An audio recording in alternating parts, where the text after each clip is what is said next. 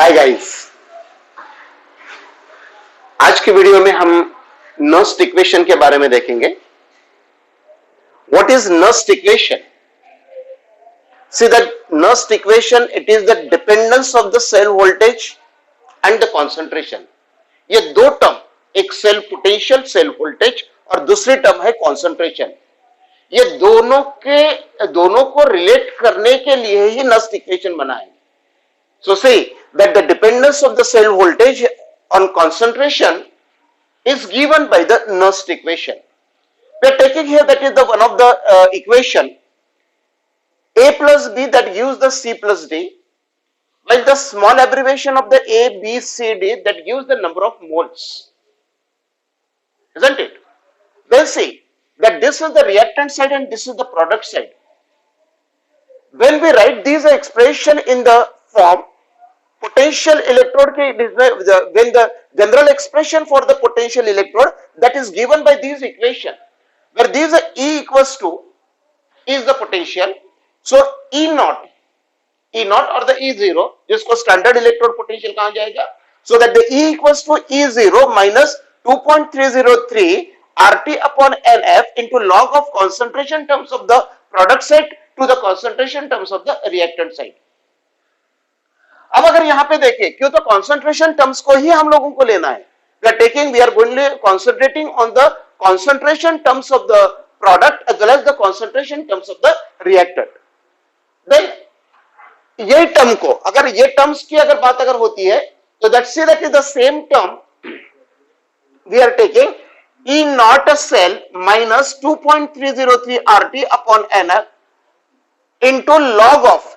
अब देखिए concentration of product की अगर टर्म अगर होती है तो that we are getting the concentration of the C into concentration of D, बराबर है।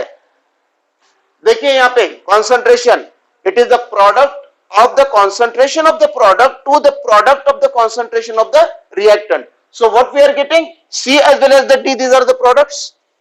So concentration of the C as well as the concentration of the D that we are going to take. At the same time we are taking that these are the products, therefore concentration of the C raised to the power C, concentration of the D raised to the power D divided by the concentration of the A raised to the power A into concentration of the B raised to the power B. यही term को हम लोगों ने यहां पे लिखा, जो कि यहां पे दिया है concentration of the product to the concentration of the reactant. So we have been taking here that is the products of the concentration of the product to the products of the concentration of the reactant. Clear? समझ में आ रहा है ये? इसके बाद में देखिए, अब अगर ये अगर होता है तो मुझे पता है कि that the R is the gas constant, it is a constant. As the reaction, that is the temperature की अगर बात करें स्टैंडर्ड स्टेट के अंदर में 25 degree centigrade is the constant temperature. At the same time say that whatever the value of the Faraday is there, that is also constant. Clear? So that these are terms, these are the constant terms. यानी इसका मतलब होगा 2.303 into RT divided by F at the 25 degree centigrade, इसकी value ये constant होती है, और वो की वैल्यू कितनी होती है 0.0592। By calculating this terms, R का मतलब gas constant is the 8.314 joules per kelvin per mole, ये मुझे पता है। अगर गैस कांस्टेंट आपको पता है, टेम्परेचर अगर आपको पता है, फैराडेज की वैल्यू अगर आपको पता है, इसका मतलब by calculating all this term what we are getting the term 0.0592।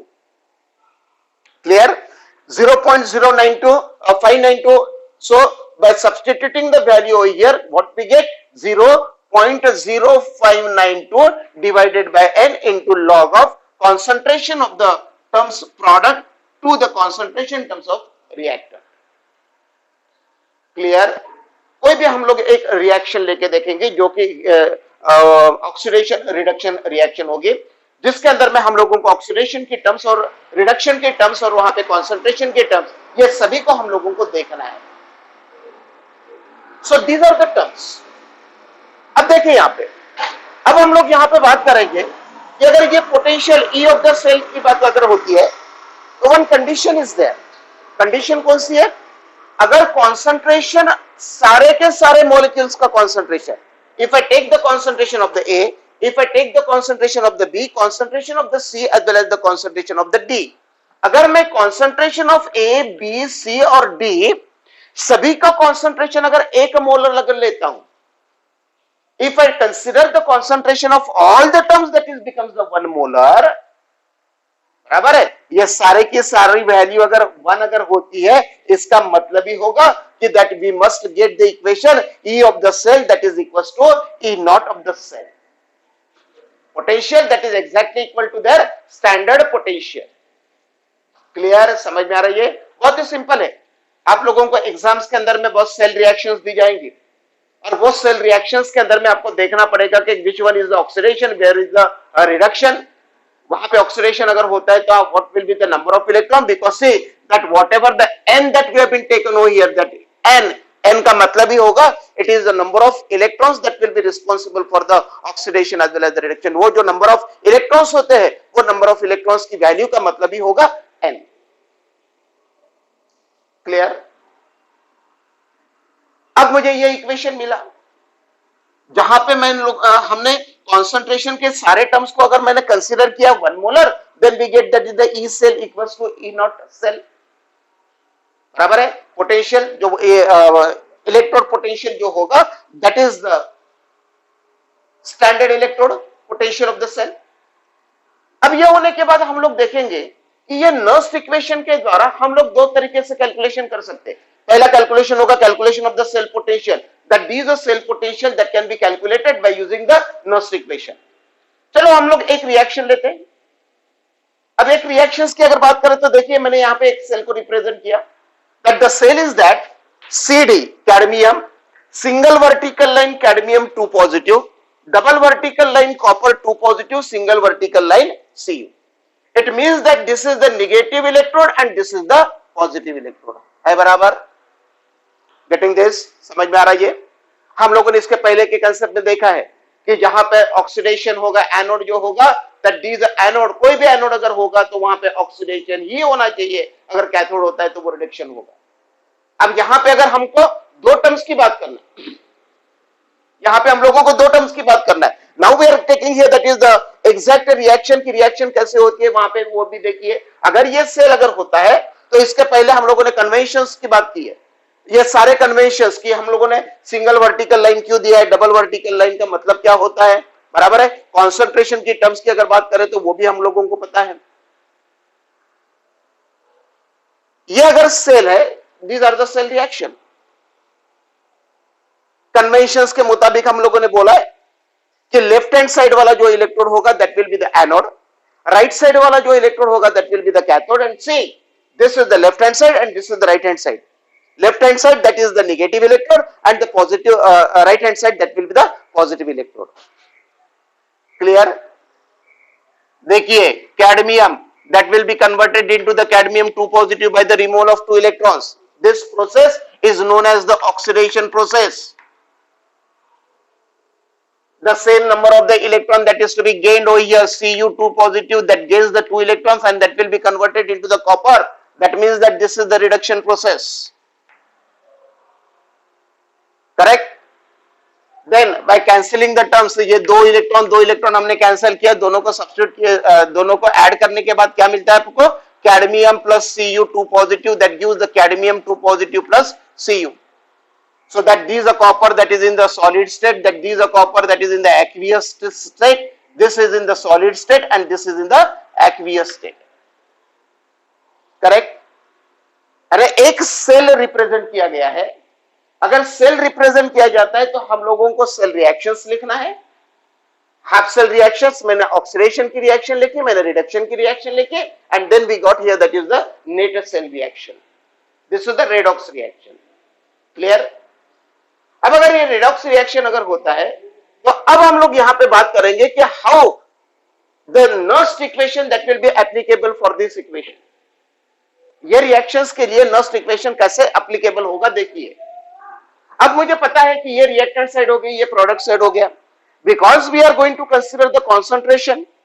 अगर मैं कॉन्सेंट्रेशन के टर्म्स की अगर बात अगर करता हूं तो देखिए फिर से वही formula, E of the cell equals to E naught of the cell minus 0.0592 divided by n, n का मतलब यहां पे देखिए how many electrons are responsible, 2 electrons.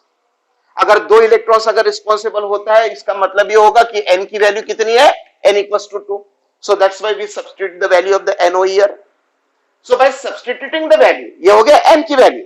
फिर बाद में हम लोगों ने लिखा कि that is the log of concentration of this term divided by the concentration of the product divided by the concentration of the reactant। देखिए यहाँ पे concentration की अगर टर्म अगर होती है तो concentration की टर्म को हम लोगों ने क्या लिया, प्रोडक्ट में कौन से concentration आपको मिलता है, ये aqueous solution है, aqueous के अंदर में CD2 पॉजिटिव का concentration of the cadmium 2 positive हम लोगों ने लिया।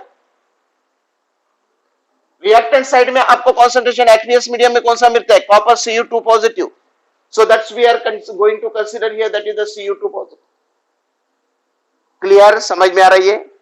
There, as far as the concentration of these terms, solid की अगर बात करें तो मैं यहाँ पे एक clear बता दूं, solid का जो concentration होता है that is to be considered as a one unity. Clear?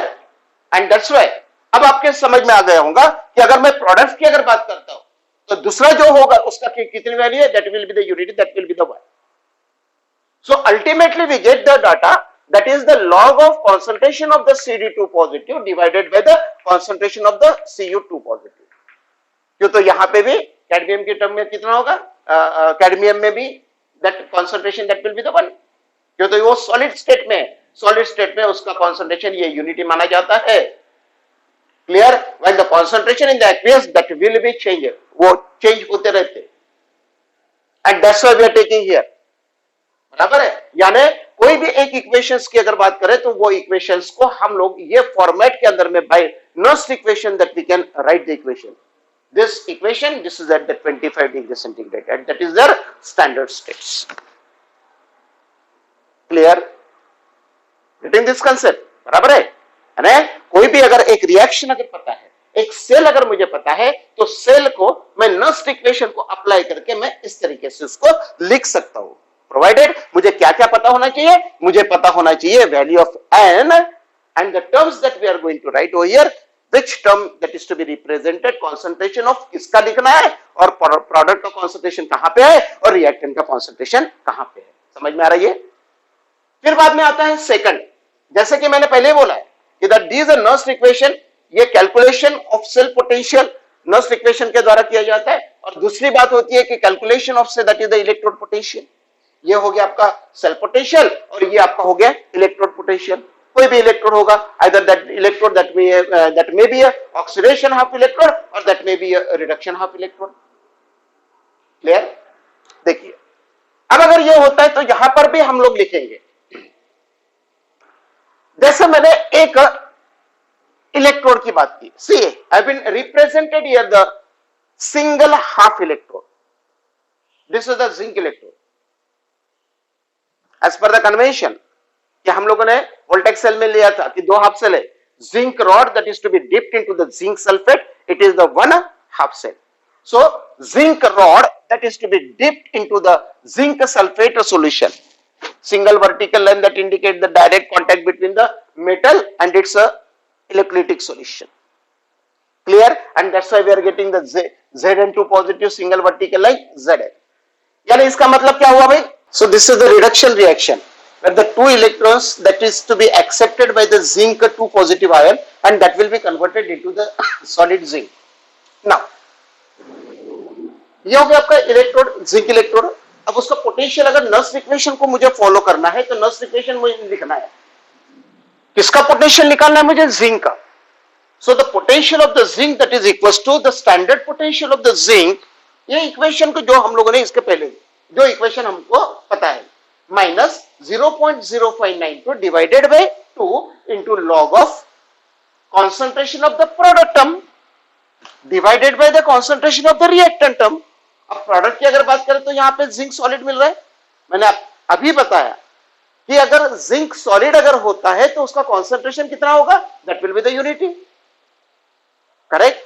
So we have been taken that is the 1 divided by concentration of the reactant term, जो कि एक्वियस मीडियम में कौन सा मिल रहा है? Zinc 2 positive ions. So by applying say that is the rule over here, by applying say that is the concept, that next equation that we get is E of the Zn or the potential of the zinc, that is equals to the standard potential of the zinc minus 0.0592 divided by 2 into log of 1 upon concentration of the zinc to positive. Clear? अब मैं इसको लिखता हूं, अगर मुझे Zn2 positive या denominator में है, मैं इसको न्यूमरेटर में लेके चलता हूं. अगर मैं उसको न्यूमरेटर में लेता हूं, यानी ये साइन आपका क्या होगा, रिवर्स होगा. And therefore this equation that we get standard E of the Zn, standard potential of the Zn plus 0.0592 divided by 2 into log of concentration of the zinc 2 positive. Clear? ये हो गया आपका. As we are taking that these are in the standard states, therefore that the reaction that must be carried out at the temperature 25 degree centigrade. ये हो गया पहला equation. यानी कोई भी हाफ सेल अगर होता है तो हाफ सेल का इलेक्ट्रोड पोटेंशियल हम लोग इस तरीके से निकाल सकते हैं. क्लियर? पहले हम लोग क्या बोला, सेल पोटेंशियल निकाला था, अब हम लोगों ने इलेक्ट्रोड पोटेंशियल निकाला. Now we come on the next one. यहां पे एक टर्मिनोलॉजी दी है कि वहां पे थर्मोडायनामिक्स गैल्वानिक सेल के बारे में लिखा गया है. Thermodynamics of the galvanic cell. अब थर्मोडायनामिक्स ऑफ गैल्वानिक सेल की अगर बात करें तो यहां पे रिलेशन दिया है, that the relation between the गिव्स energy of the cell and the cell potential. ये दोनों टर्म्स, गिव्स एनर्जी की जो टर्म है वो आपको थर्मोडायनामिक्स में आएंगी. ये that the free energy, where this energy is nothing, it is what say that is the electrical work done. Where this electrical work done, that is nothing, it is the amount of the charge that is to be passed multiplied by the cell potential. This is the very simple formula for the electric work. Electrical work done अगर होगा तो amount of charge pass, it is the product of the amount of the charge pass and the cell potential. अब हमको पता है कि amount of charge pass कितना होता है, इतने फैराडे. n का मतलब हम लोगों ने लिया है, so therefore nf multiplied by cell potential E of the cell. Clear? यानी इलेक्ट्रिकल वर्क डन अगर ये वैल्यू का मतलब ही होगा, it is the electrical work done. But electrical work done is nothing, that is the decrease in the free energy, that is the गिव्स energy. So I represent here that is the electrical work done, that is equals to minus delta G, that is the decrease in the Gibbs energy. Clear? समझ में आ रही है? यानी यहां पे अगर हम लोग अगर ले तो that we must get here, that is the very simple concept. अगर ये डेल्टा जी की वैल्यू अगर इलेक्ट्रिकल वर्क डन होता है, इसका मतलब ही होगा कि ये वैल्यू का मतलब होगा ये, यानी delta G minus delta G, that is nothing, it is the NF into E of the cell. कुछ नहीं, मैंने वही के वही फॉर्मूला वही सब्स्टिट्यूट किया, कहीं पे भी मैंने कुछ चेंज नहीं किया. So minus delta G that is equal to NF into E of the cell. Therefore delta G, अगर मुझे ये पॉजिटिव वैल्यू अगर चाहिए तो ये नेगेटिव साइन यहां पे आएंगे, delta G equal to minus N F into E of the cell. Clear? बराबर है वही equation. So that is the delta G का मतलब होगा यहां पे गिव्स energy. So that we get here that is the गिव्स energy change, that is equal to minus N into F into E of the cell. Correct? ये हो गया पहला equation. That is the relation between the गिव्स energy and the cell potential, जो कि हम लोग थर्मोडायनामिक्स की बात करें यहां पे. क्लियर? हम लोग यहां पे थर्मोडायनामिक्स की बात करें. अगर यही इक्वेशन को मैं स्टैंडर्ड स्टेट में अगर लिखता हूं तो क्या होगा, डेल्टा जी नॉट और the zero, delta G zero equals to minus N F E of the cell, that is the standard state, E not of the cell. So this is at the under the standard state. So हम लोग conditions की बात करें, अगर वो standard state में अगर होता है तो delta G naught equals to minus N F E naught of the cell. Clear? इसी को रीअरेंज करो, that we get the value of the potential. क्यों? तो हम लोगों को पता है कि सेल पोटेंशियल निकालना है. अगर मुझे cell potential, standard cell potential अगर निकालना है तो that by converting this, what we are getting, it is the minus delta G0 upon NF. Side change करो. so that we get standard EMF of the cell that is equals to minus delta G 0 upon NF. So this is the very important. देखिए यहाँ पे मैंने बार बार बोला कि यहाँ पे numericals आपको पूछे जाते हैं. So by considering the Nernst equation, where the thermodynamics जिसको relate किया गया है Gibbs energy और cell potential के साथ, so that this is the equation. Where this is the relation between the Gibbs energy at the standard states as well as the cell potential at the under the standard states. Clear? Now one more point is there. Standard cell potential तो ठीक है, Gibbs energy तो अभी हम लोगों ने देखा है यहाँ पे. अब इसका रिलेशन होता है इक्विलिब्रियम कांस्टेंट के साथ. Again this is the thermodynamic, so that is the term. We are going to relate the things. We are going to take the relation between the equilibrium constant and the standard cell potential. अब standard cell potential देखिए यहाँ पे फिर से वही equation आ गया. ये हो गया standard cell potential. Gibbs energy के साथ वाला जो इक्वेशन हम लोगों ने दिया था, minus delta G equals to NF E of the cell that is equals to delta G equals to minus. अब देखिए ये जो इक्वेशन है यहां पे, ये इक्वेशन को आपको देखना पड़ेगा. This is the thermodynamic. अगर मैं डेल्टा G को अगर इक्विलिब्रियम कांस्टेंट के साथ अगर रिलेट करता हूं तो थर्मोडायनामिक्स में ये इक्वेशन दिया है, delta G equals to minus RT into log of K. K is the equilibrium constant. So this is the relation that we are getting. But what is the delta G? Delta G को हम लोगों ने यहाँ पे निकाला है. That is the minus NF E cell. देखिए minus NF standard potential of the cell equals to minus RT log of K. मैंने कुछ नहीं किया, यहाँ पे सिर्फ डेल्टा G की वैल्यू यहाँ पे सब्स्टिट्यूट की. जो डेल्टा G की वैल्यू हम लोगों ने यहाँ पे निकाली है, देखिए यहाँ पे delta G equals to minus N F into E of the cell. बराबर समझ में आ रही है? तो बाय राइटिंग दिस इक्वेशन अब क्या मिलेगा भाई, अगर मुझे यहाँ पे अगर स्टैंडर्ड इलेक्ट्रोड पोटेंशियल अगर निकालना है तो E of the cell that is equals to, बराबर है, E of the cell that is equals to, ये माइनस माइनस साइन कैंसिल होगा, RT upon NF into log of K. R is the gas constant.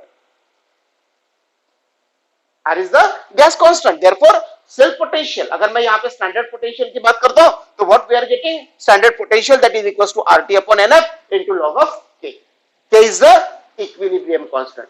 Only I have been taken here that rearranging the equations. मैंने कुछ नहीं किया, equations मुझे पता है. एक थर्मोडायनामिक का इक्वेशन है इक्विलिब्रियम कांस्टेंट का और गिब्स एनर्जी के साथ. It is the relation delta G equals to minus RT into log of K. मैंने डेल्टा जी की वैल्यूज को सब्स्टिट्यूट किया और बाद में ई सेल को मैंने कैलकुलेट किया. क्लियर? समझ में आ रही है? So that's why we are getting here that is the standard EMF of the cell that is equals to RT upon NF into log of K. समझ में आ रही है? इक्विलिब्रियम कांस्टेंट के है. आर का मतलब यहां पे क्या होता है, gas constant 8.314 joules per kelvin per mole. Temperature पता है, फैराडेज पता है, सारी टर्म्स हमको पता है. अब देखो यहां पे ये log of k with base e हो गया. now I am converting these log into the base 10. clear? and that's why I am going to substitute the values 2.303. therefore that is equals to, अब मैं यहां पे with base 10 convert कर रहा हूं तो 2.303 से मैं मल्टीप्लाई करूंगा.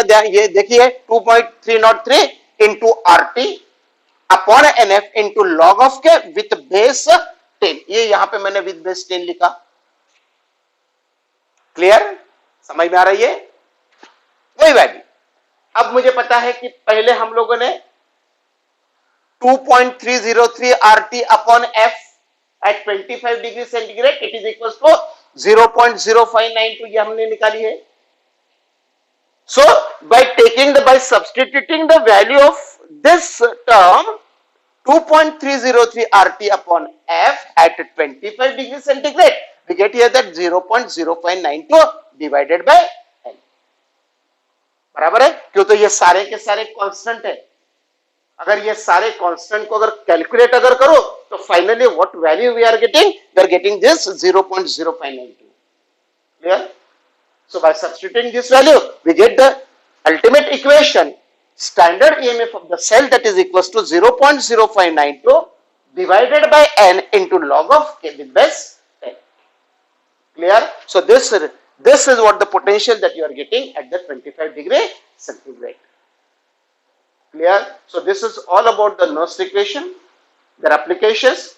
It is to be determined the cell potential, determination of the half, that is what the electrode potential, then the some terms that is related with the thermodynamics, that is related with the Gibbs energy and the cell potential, then Gibbs energy and so that is the standard cell potential and the equilibrium constant. समझ में आ रही है? ये सारी terms आपको याद रखना है ताकि आप न्यूमेरिकल सॉल्व कर सकें.